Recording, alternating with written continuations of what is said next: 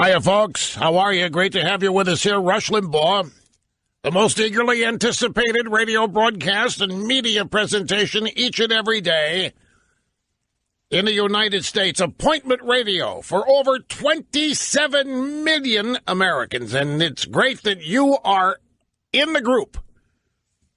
800-282-2882. If you want to be on the program, the email address, lrushbo@eibnet.us.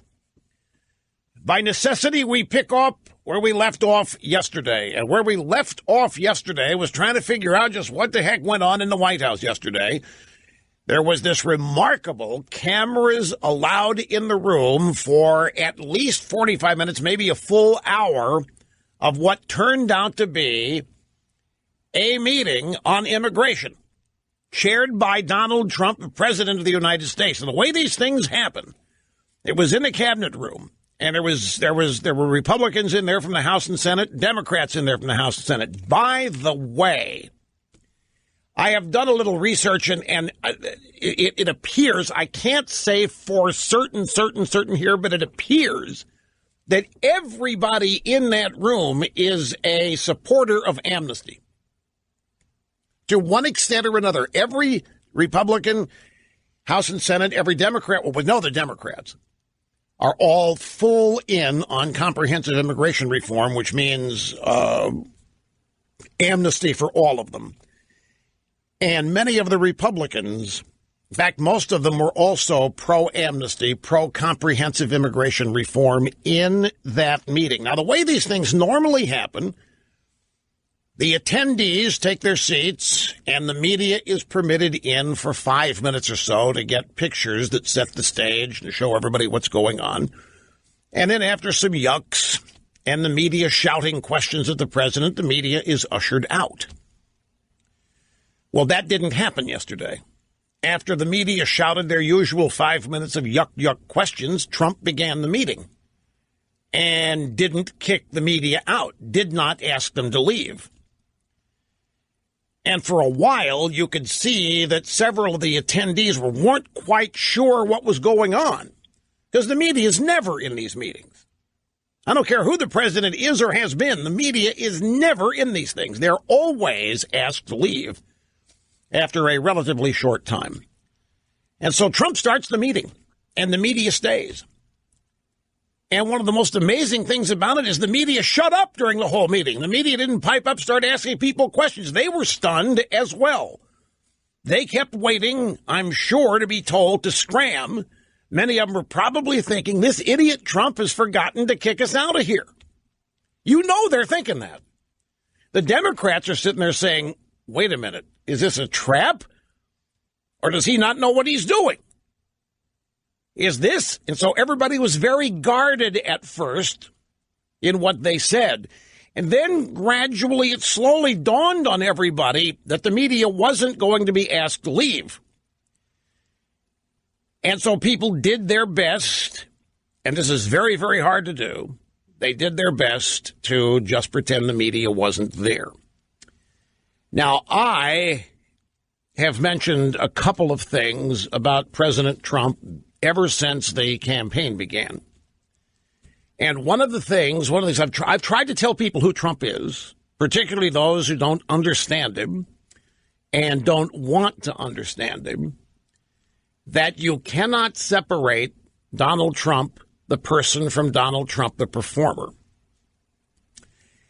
And some people get this and watch what Trump does accordingly and think it's bad.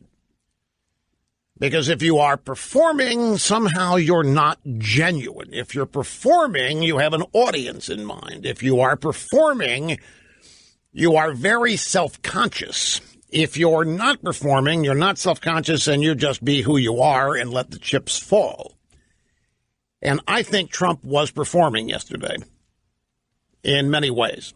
Now, there are two takes on this meeting yesterday. And I want to offer both takes. I want to offer both sides and see where you come down on this.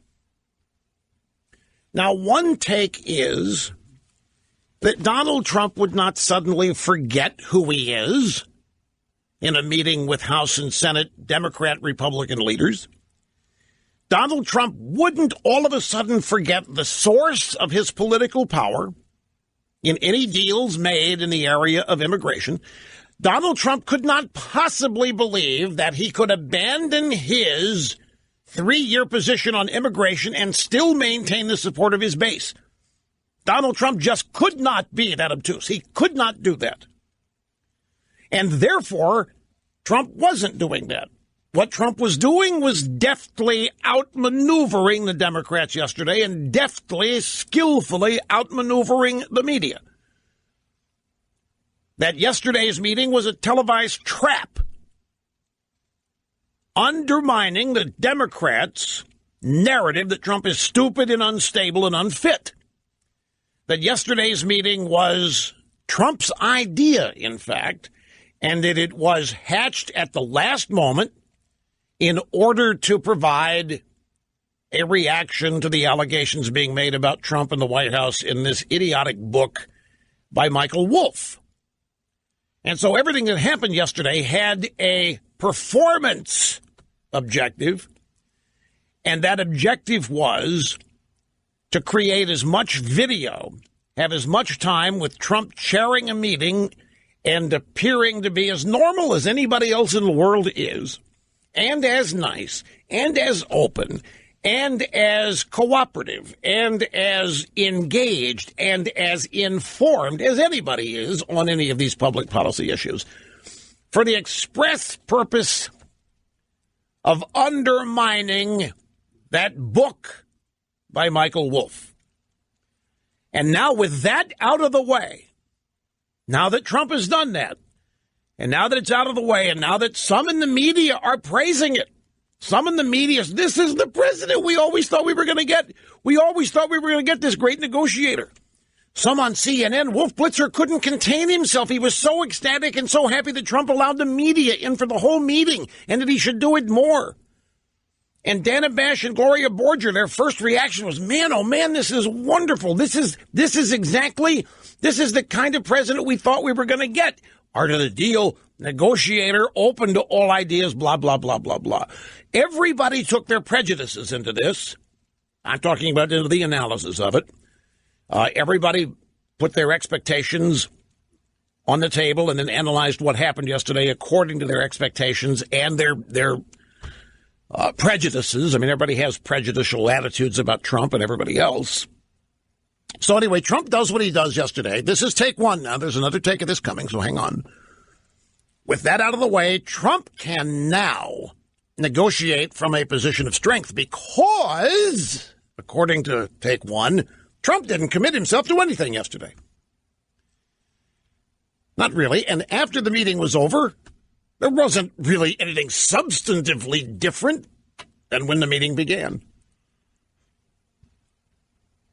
Oh, yeah, Trump said some things about I'll sign whatever you send me, but nobody's going to be sending him anything anytime soon. And besides, Trump can always say, no, I didn't say that. Or, well, yeah, I said it, but I did it to draw you out. I never. Do you really think that nothing really changed other than the perception of Donald Trump yesterday? So after Trump sweeps the Wolf book aside, what are we left with? The economy is booming. The president's made himself a force to be reckoned with. Not only that, but the Democrat collusion with the media, the FBI, the DOJ, too well documented to ignore or deny. And indeed, Dianne Feinstein releasing the testimony from Glenn Simpson, Fusion GPS.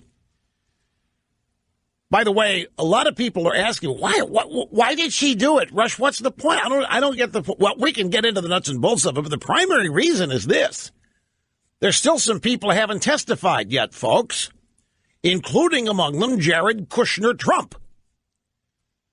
Jared Kushner. So any of these witnesses who are yet to testify can look at what Simpson said and decide whether they want to corroborate it or not. That's the danger in publicizing testimony of witnesses in closed-door hearings. So now that Simpson's put certain things on the record, regardless what they are, it will affect this, why Grassley's upset. And that's why Feinstein did it. She did it to screw up the rest of the hearings and the rest of the fact-finding. Because the bottom line is this whole Fusion, GPS, Steele, Trump dossier thing is falling apart big time.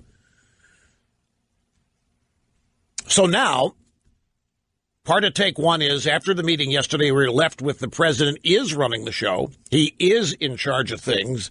He is in command of things. And the Democrats are out there now playing defense. The defense got roped in. The Democrats got roped in.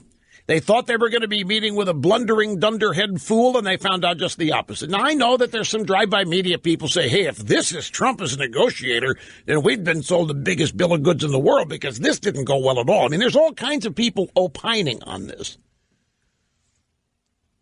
But take one is that Trump just hit a grand slam home run yesterday by nuking the Wolf Book in the only way it could have been nuked. And that he got his needs and demands on immigration in public, something that most Americans understand. And because the president does understand the source of his power, meaning he understands why the base that he has voted for him, his role in the Constitution, how to deal with Democrats, Trump is in the driver's seat because he shocked and surprised everybody yesterday. And when you look at America outside that meeting, jobs are going through the roof. More and more corporations are announcing big bonuses because of the tax cut that has been signed into law. Deregulation is happening. The courts have once again, a judge has stopped Trump's DACA move, and this has got people outraged.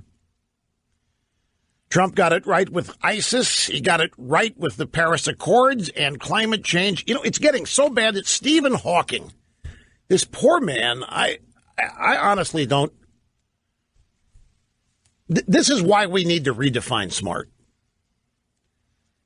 which is a recurring theme. Stephen Hawking is celebrated to be, reputed to be, the most brilliant man in the world. He's a physicist. And he said yesterday that we're headed for a boiling hot planet because we pulled out of the Paris Accords. That we're on the way to becoming Venus. He said, if you want to know what we're headed for, just take a look at Venus. And it's not because of greenhouse gases, primarily. It's because we pulled out of the Paris Accords. The Paris Accords were non-binding on anything. They were just a bunch of phony promises that nations around the world made, committing to reducing greenhouse gases, but they're meaningless because they were just targets. They were not commitments in any way. And yet, according to Hawking, pulling out of that means we're on the verge of a boiling, uninhabitable planet. And this guy is considered the smartest man in the world. And it is just sad. Trump's on the right side of that issue. Right with jobs, right with taxes, right with deregulation, got it right with ISIS, right on pulling out of the Paris Accords. He's in position now to unravel the Iran deal fiasco. And he's not going to cave on immigration. And in fact, let's go back to what I actually said on the fly yesterday afternoon when this thing was all over. Grab audio soundbite number one and hit it. It was a brilliantly conceived and flawlessly executed rebuttal to this stupid Wolf Book. The pictures tell the tale. Trump is in the room, dominating it, controlling it. He is cooperative. He is open. He's tolerant. He's understanding. He's in total command of over 45 minutes of televised meeting on immigration. He is totally informed on the issues. So after you watch this, how would you react to anything in the Wolf Book characterizing Trump as just the opposite of this? And this was the purpose of this today. It was not about immigration. It was to counter the Wolf Book. It was to get rid of it. It was to toss it aside. It was to rebut it. It was to nuke it. It was to dispel it. It was to render it meaningless and to have it seen for what it is, a pack of lies. That is take one. Take two, Trump doesn't know what he's doing. Trump is out of his element. Trump doesn't even know what's on the table in immigration. Trump doesn't even know the issues. If somebody would have signed something yesterday, Donald Trump would have been totally rolled by Dianne Feinstein. Dianne Feinstein said, you know what, I want a clean DACA bill, and we come back and do a full-fledged comprehensive reform. And Trump said, I can go for that. And Kevin McCarthy said, no, Mr. President, what she's suggesting here has no wall in it, no security. Take two is that Trump was on the verge of getting rolled yesterday because he really doesn't care about immigration or anything else. All he cares about is being loved and being liked. All he cares about is being seen as in charge and as ace negotiator. Take two says that Trump held a meeting to show that he's in charge and instead demonstrated he doesn't know what he's doing. Demonstrated that he's out of his league. That's Jonathan Chait at New York Magazine. In the hope of proving he's not the semi-literate ignoramus numerous media have depicted him to be, Donald Trump held a televised meeting with members of Congress to discuss immigration. It was the president's own idea. Instead of showing that he's in charge, he instead proved he's clueless and is dangerous. He has fooled practically everybody who voted for him, who believed he meant all of that on the wall and on immigration. And that meeting yesterday proves that Trump doesn't care. He said he will sign anything they send him. That's all he wants to do is sign bills, because in Trump's limited view, that is how presidents are determined as successes or failures, as how much legislation they sign. So Trump just wants something he can sign, and he admitted that. Chatsworth Osborne Jr., Tucker Carlson, Fox News Channel last night. After what I saw on television today, I have to ask President Trump, what was the point of you running? What in the world do you think you're doing? Are you willing to sell out your base on the seminal issue that got you elected that easily? If so, why did you even want to run? Take two continues, but I have to take a break.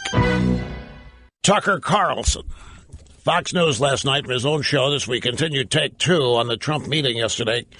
Congress is full of people from both parties who believe the point of our immigration policy is to provide cheap labor to their donors and to atone for America's imaginary sins against the world. They couldn't care less about immigration's effect on you or your family. These are the same people the president now says he trusts to write the immigration bill, the one he will sign no matter what it says. So what was the point of running for president? Chatsworth wants to know. He then said, you'll remember the president also ran on his skills as a negotiator. And he clearly has skills as a negotiator. But where were they today? And there's more, and it is scathing. Practically accuses Trump of selling out on the issue that will end up destroying the United States as founded. What's your take? Going to present some more details here from Take Two. We have other sources here to share with you, plus the audio sound bites weighing in on this. Aaron Blake at the Washington Post. We got a glimpse at Trump negotiating today, and it didn't go well. It's pretty clear that Trump isn't wedded to his position on anything. Their border wall seems more like an opening bid. If Trump is shown as anything, it's that he just wants to sign bills and make sure the base doesn't hate him for it. So as long as he can plausibly say he fought the good fight for the border wall, even if he didn't, it seems he's ready to just get it over with and claim a legislative win. Which is generally okay, but Trump has repeatedly assured us that he knows this stuff better than almost anyone and that he's the world's preeminent negotiator. What we saw yesterday was neither of those things. That's Aaron Blake in the Washington Post. There are other appraisals. Yuval Levin, writing at National Review, was there any progress? Near the end, as Trump finally began to talk about sending the press out of the room, he actually made his malleability explicit. Throughout the meeting, Republicans looking for some leverage for border security measures tried to get Trump to draw some red lines that they could point to and insisted they couldn't pass anything he wouldn't approve of. They were practically begging Trump to say that he had some demands. But in the end, asked by a reporter if something in the course of the discussion had changed his position on anything, Trump said, "My positions are going to be what the people in this room come up with. I'm very much reliant on the people in this room.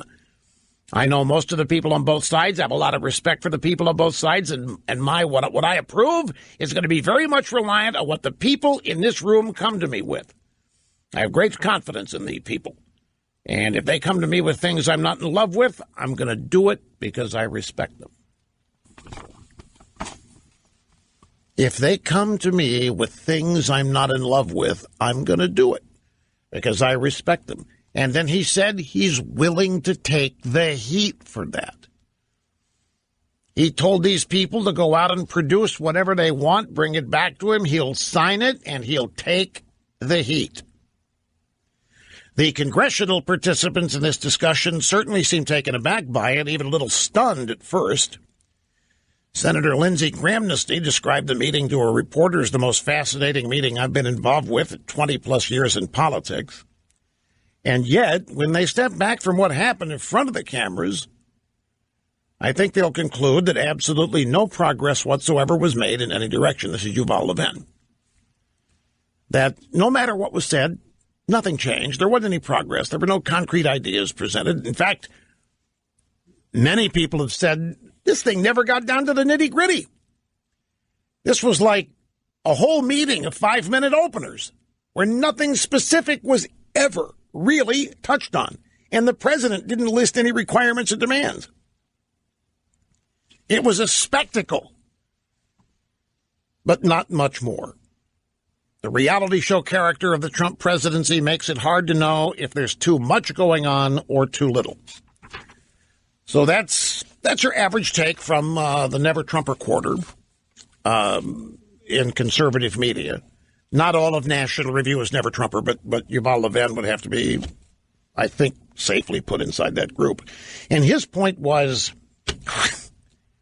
that was the biggest nothing burger in the world when you get right down to it. Now, that take did not touch on whether or not Trump succeeded in deflecting any of the allegations of the Wolf Book. So let's hit the audio sound bites. We just played for you what I said yesterday immediately after televised coverage of the meeting ended, where I said brilliantly conceived, flawlessly executed rebuttal of the Wolf Book, blah, blah, blah, blah, blah. So right after this program ended yesterday, and all night long on cable news, what do you think became the conventional wisdom in the drive-by media? Was this a show just because Michael Wolff knocked his block off? They want to counter the Michael Wolff narrative. They wanted to show him as somebody in charge. It's a great retort from the president to those who say from afar that he is incapable of doing the job. I think they did it because they were on defense about whether the president was sane or not. He was clearly trying to overcome the bad press of this Michael Wolff. Look, he can hold a meeting. He's not crazy. It did show a different picture than Michael Wolff. Rebutting the narrative we got from this new explosive book. Push back to what was in the Wolf Book. It's a perfect way to respond to some of the allegations. This meeting was a complete repudiation of Michael Wolff's thesis in a single hour. If you're wondering if pushing aside those concerns was at least partly the point of these on-camera negotiations for the Bill of Love, you're not being cynical. You're being correct. What that's called, folks, is show prep for the rest of the media.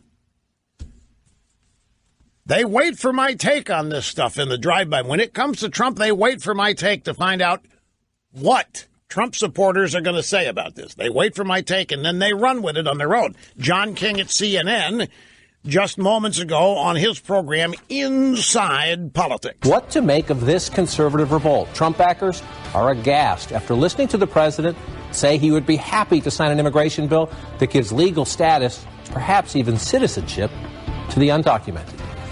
I'm going to tell you right now, I'm going to go on record right now, this is the only thing that Donald Trump can do to possibly derail himself. That happens to be true.